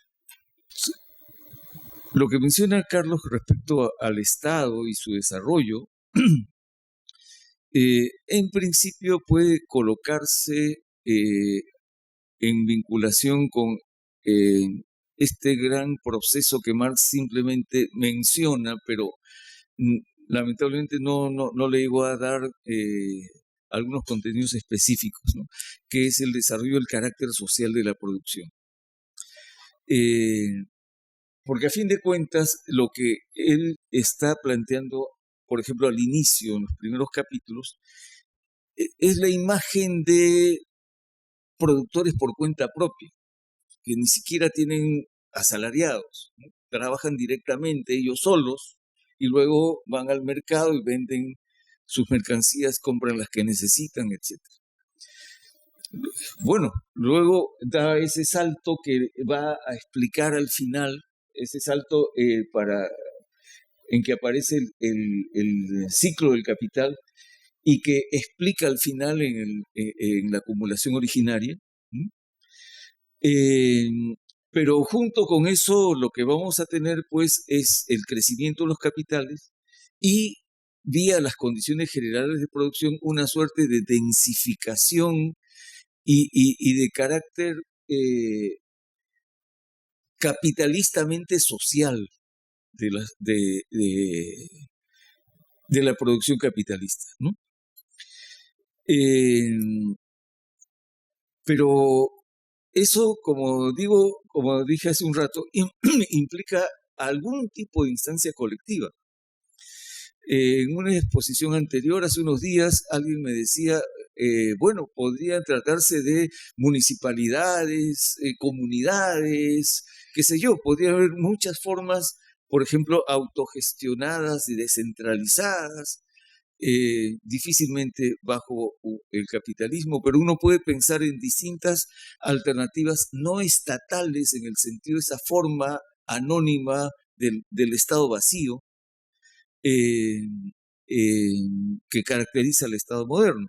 Pero siempre se necesita una instancia que regule este carácter social de la producción y crecientemente se necesita. Marx mismo veía el Estado como una suerte de capitalista colectivo, alguien que veía el interés general de la clase capitalista, cosa que ningún capitalista por sí solo podía hacerlo. Y si vamos entonces a fenómenos contemporáneos, bueno, todo lo que es, por ejemplo, lo que se ha dado en llamar la tecnocracia. Y a nivel del funcionamiento del Estado, en unos países más que en otros, delegar por el lado de los parlamentos, delegar funciones legislativas extraordinarias a los ejecutivos, al poder ejecutivo, con cargo a dar cuenta posteriormente. Pero eso lo que significa en términos, uno, de concentración del poder y dos, de un lazo mucho más directo entre el Estado y las corporaciones privadas. Y entonces el tomar decisiones a través de comisiones anónimas que luego no se hacen responsables de nada. En fin, son fenómenos pues los cuales, por ejemplo, ya la separación entre lo público y lo privado se hace muy difícil. Todo este planteamiento y propuesta que puede tener ventajas y desventajas de las asociaciones público-privadas, por dar otro caso más, ¿no? Ahora, al mismo tiempo tenemos, y yo tengo una opinión, o mejor dicho, una imagen no definitiva al respecto, este problema que usted planteaba sobre la desigualdad. Bueno, la desigualdad no es ningún misterio para Marx, ¿no? El ciclo de la fuerza de trabajo es MDM. La primera M es fuerza de trabajo. Se vende, ahí la D pasa a ser el salario, y la segunda M viene a ser los bienes salarios que el obrero compra. Y entonces está toda su vida en ese ciclo recuperando lo que vendió. a través del consumo de las subsistencias. ¿Mm? Mientras que el capitalista va en la espiral. Mientras que el obrero está en un ciclo que si crece algo, no es un crecimiento que le permita dejar de ser obrero. El capitalista está en una espiral creciente. Bueno, todo este asunto del Estado benefactor, que a lo que apunta es a desarrollar condiciones generales de la producción, y que no han sido dádivas, sino resultado de múltiples conflictos y hasta guerras mundiales, en fin.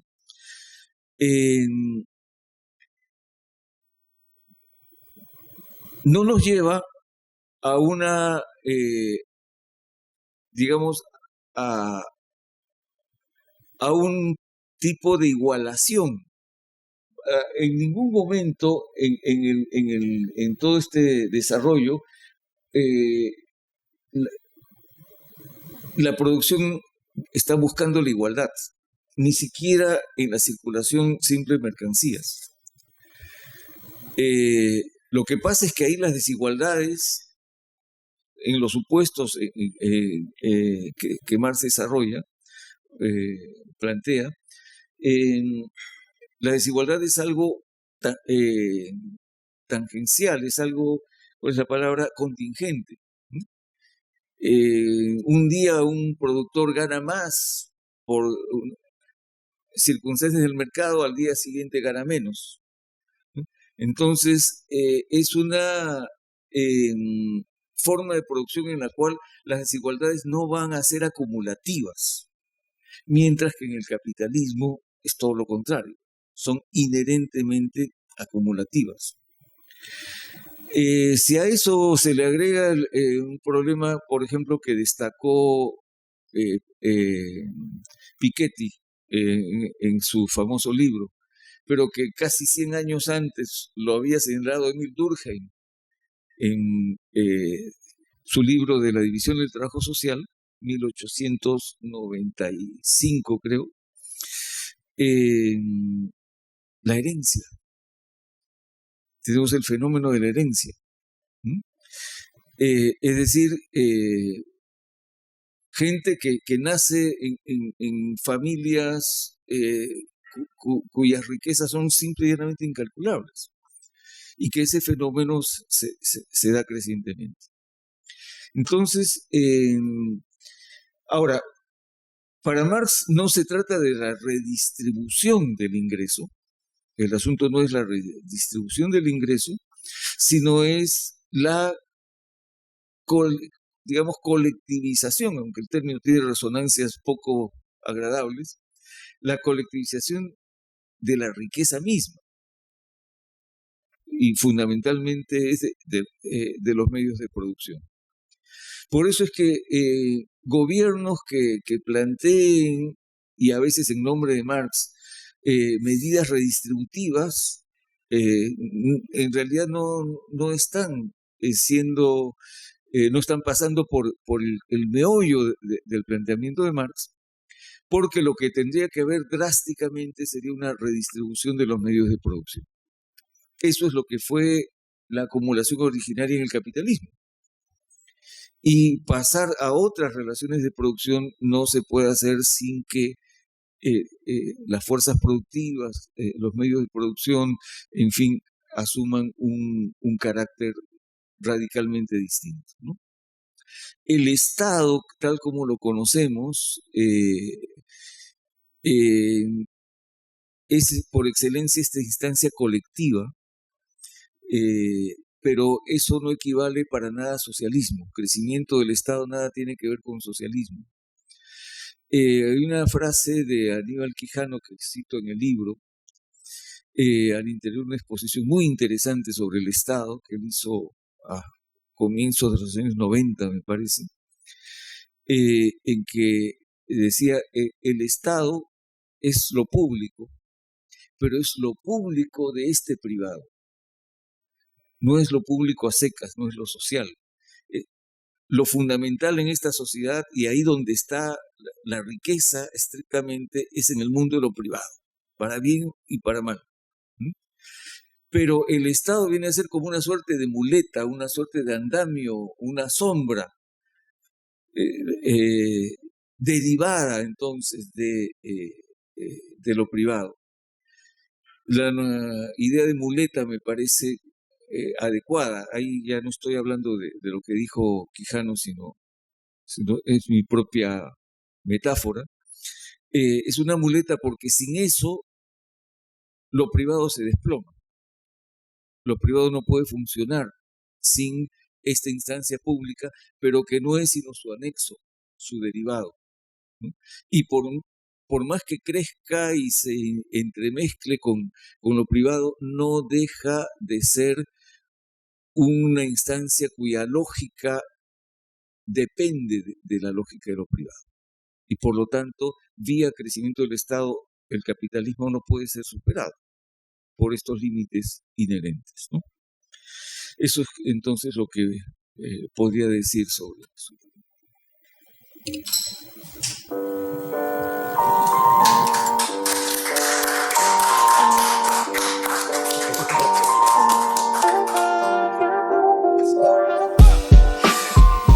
Por favor, no hay que recibir